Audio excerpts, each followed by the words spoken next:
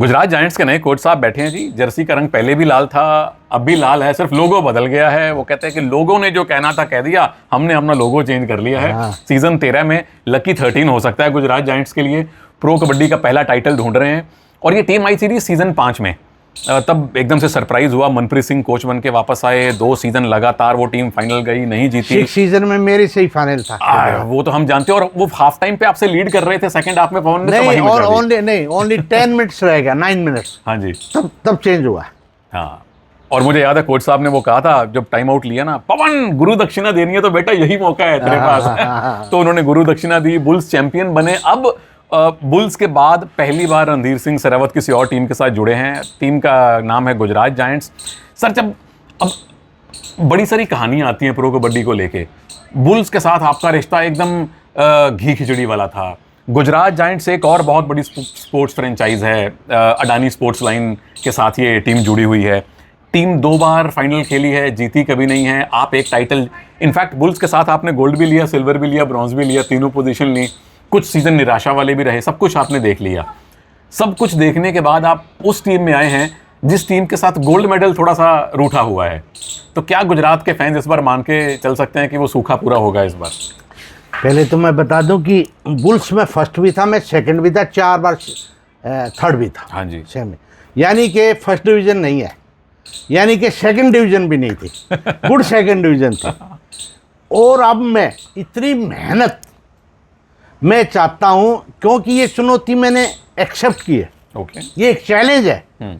अब गुजरात जायंट्स को चैंपियन बनाना मेरा एक चैलेंज है। और वो मैंने एक्सेप्ट किया, क्योंकि फाइनल तो ये खेल लिए, पहले भी खेल लिए। लेकिन 2-3 साल से ये अच्छा नहीं कर रही गुजरात जायंट्स। तो मैंने ये चैलेंज एक्सेप्ट है और कि मैं गुजरात जायंट्स और गुजरात जायंट्स के फैंस को ये विश्वास दिलाता हूँ कि हम जहाँ हैं वहाँ बहुत कुछ होता है। मतलब एक ईमानदारी से काम करेंगे। आपको विश्वास दिलाते हैं कि गुजरात जायंट्स बहुत अच्छा करेगी, क्योंकि फैंस भी अच्छे हैं, मैनेजमेंट भी अच्छा है। और मैंने जो चुनौती मेरे को मिली थी वो मैंने एक्सेप्ट की है। तो मैं गुजरात जायंट्स के लिए अच्छा करने की कोशिश करूँगा। क्या बात है, कोच तो अच्छे हैं ही हैं, पूरी दुनिया इनका लोहा मान चुकी है। और प्रो कबड्डी की सर अगर बातें करते हैं तो हज़ारों बातें हम कर सकते हैं, पर क्या ये मानना बिल्कुल सही होगा कि प्रो कबड्डी के चलते इस देश में कबड्डी की लोकप्रियता बनी है? 2014 से पहले लोग कबड्डी 4 साल में एक बार देखते थे। 100% नहीं, 500%। अगर प्रो नहीं थी तो ये कबड्डी कुछ थी नहीं। मैं आपको बता रहा हूँ, एशियाड का गोल्ड ले लो, कुछ ले लो, आज कितने लोगों को रोजगार मिल रहा है। प्लेयर के अलावा भी, कोचों को भी, स्टाफ को भी। मैं कह रहा हूँ कि प्रो ने कबड्डी को, अगर ये गलत नहीं हो तो क्रिकेट के बाद प्रो ही कबड्डी ही है 100% लीग में। और उसका सारा का सारा श्रेय प्रो कबड्डी को। और मैं तो थैंक्स उनको भी करना चाहूँगा, सभी ओनर्स को जी, जिन्होंने अपना इतना इंटरेस्ट लगा रहे हैं सब कुछ होते हुए। हालांकि जैसे यहाँ का लगा लो, अडानी जी को क्या ज़रूरत है, करेक्ट, लेकिन नहीं, वो मतलब सारा मैनेजमेंट वो सब इंटरेस्ट ले रहे हैं। जिमार को क्या ज़रूरत है, लेकिन वो बिल्कुल इंटरेस्ट ले रहे हैं। जिंदल क्या ज़रूरत है, लेकिन इंटरेस्ट ले रहे हैं, क्योंकि उन्होंने सब ने मिलकर, प्रो ने, लीग ने मिलकर, एक जो 80% गांव में लोग रहते हैं, प्लेयर रहते हैं, अब हर कोई कबड्डी प्लेयर बनना चाह रहा है। करेक्ट, हमारे टाइम वो बात नहीं थी। अब हर कोई, किसी भी गांव में जाओ, मैं हर साल कम से कम 70-80 एकेडमी को रिबन काटता हूँ। ठीक है, किसी भी गांव में जाओ। और सुनील जी एक बात बता दूँ, मैं टिप्स देने जाता हूँ फ्री ऑफ कॉस्ट।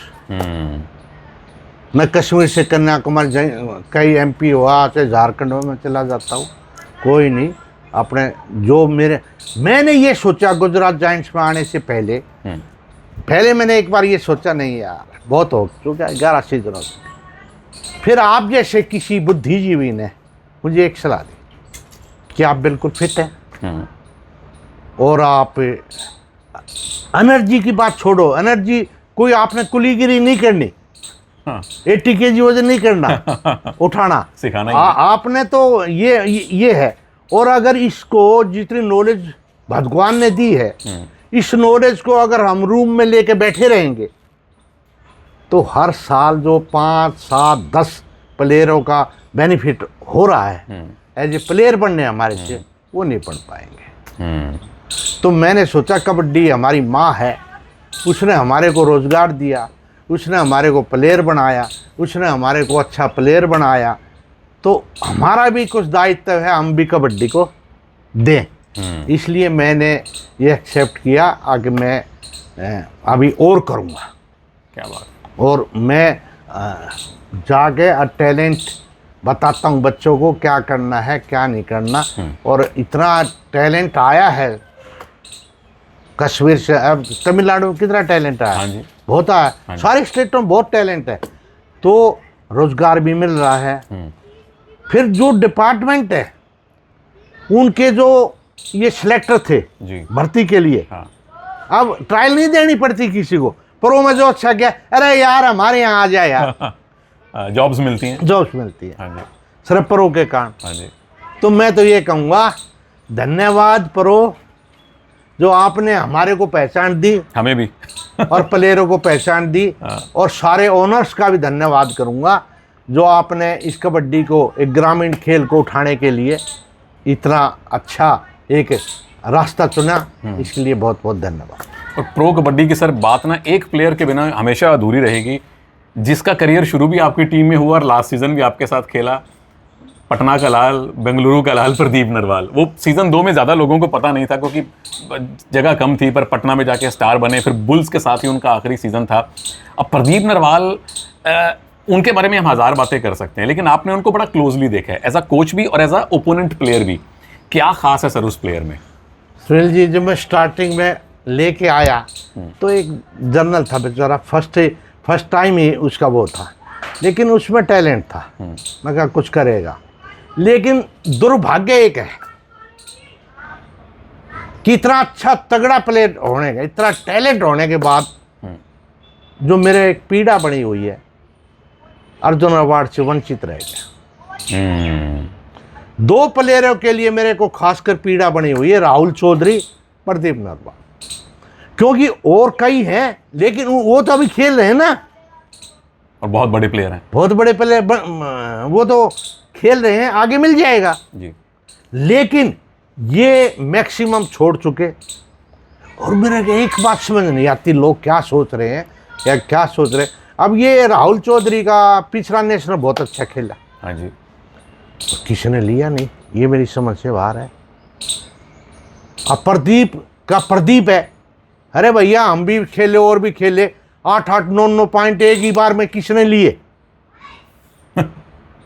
और फिर शराफत में उस बच्चे की, मैंने ये कहा, वो कहने लगा, अब बेंगलुरु बुल्स में जब कोई नहीं ले रहा था, मैंने कहा बेटे स्टार्टिंग में मैंने की, लास्ट में मैं करूँगा। अगर मैं बेंगलुरु बुल्स में रहा तो तू जरूर रहेगा, तुझे 2 साल और खिलाऊंगा मैं। लेकिन अगर मैं नहीं रहा तो वो बेचारा अलविदा कह गया। और वो मेरे लिए बड़ा शौक था। प्रदीप का फोन आया, बोले भाई साहब एक इंस्टा लाइव करें ऑक्शन के बाद। मैंने कहा कर लेते हैं। वो इंस्टा लाइव में उसने एकदम से रिटायरमेंट अनाउंस कर दी। मुझे अंदाजा भी नहीं था कि प्रदीप रिटायरमेंट, पर ये भी सही है सर, आप इतने बड़े प्लेयर हो, आप बड़े सम्मान के साथ उन्होंने अलविदा कह दिया खेल को। हाँ ना, सम्मान तो अपने हाथ में है। सम्मान के साथ कह दिया, वो अब भी कोई न कोई कर सकता था। पर एक बात बताऊं, मुझे अभी पीड़ा है, अभी उसमें कबड्डी बची हुई थी। ओके, मैं आपको सुनील जी, पता क्या लोग किस नजरिया से देखते हैं, वो नजरिया दूसरा है। इसके मेरे पास 110 पॉइंट थे। हाँ जी, 110 पॉइंट कोई गलत नहीं होते, सेकंड रेडर के लिए अच्छे पॉइंट है। लेकिन लोग किस नजरिया से देखते हैं कि ये 300 पॉइंट करता था, करेक्ट, ये 250 पॉइंट करता था, उस नजरिया से देख रहे हैं। अरे भैया आप ये बताओ कि कितने टैकल हुए हैं, कितने पॉइंट निकाले हैं। ये देखो, एक 110 पॉइंट निकाले प्रदीप ने, कोई भी गलत वो नहीं है, एवरेज बहुत अच्छी है। तो फिर अभी उसमें मैं ये आइडिया था मेरा कि अभी तो छोड़ गया वो, उसने मेरे से पूछा नहीं, लेकिन वो उसने कहा ज़रूर अगर गुरुजी गए तो मैं भी, वही चाहते थे कि 1-2 साल में खेलो, लेकिन इतना जरूर है कि 2-3 साल में की उसकी में थी कबड्डी। राहुल में भी 2-3 साल की थी, उसमें भी 2-3 साल। राहुल ने तो 1-2 बार सोशल मीडिया पे थोड़े मन की पीड़ा निकाली थी। हाँ। प्रदीप, जैसे कोच साहब ने कहा, वो शराफत की एकदम मूर्ति है। बोले भाई साहब हो गया, बस मैं इतना खेल लिया, अब और नहीं खेलूंगा। पर मैं अभी रुकूंगा नहीं, मैं कोच साहब से और बातें करूंगा, क्योंकि ये प्लेयर भी रहे हैं, कोच भी रहे हैं, तो दोनों के तजुर्बे पूछूंगा। और फिर हम करने वाले हैं एक रैपिड फायर राउंड। गुजरात के नए कोच रणधीर सिंह सरावत से बातें अभी और भी बाकी हैं प्रभु लोग। अगली वीडियो में मिलता हूँ।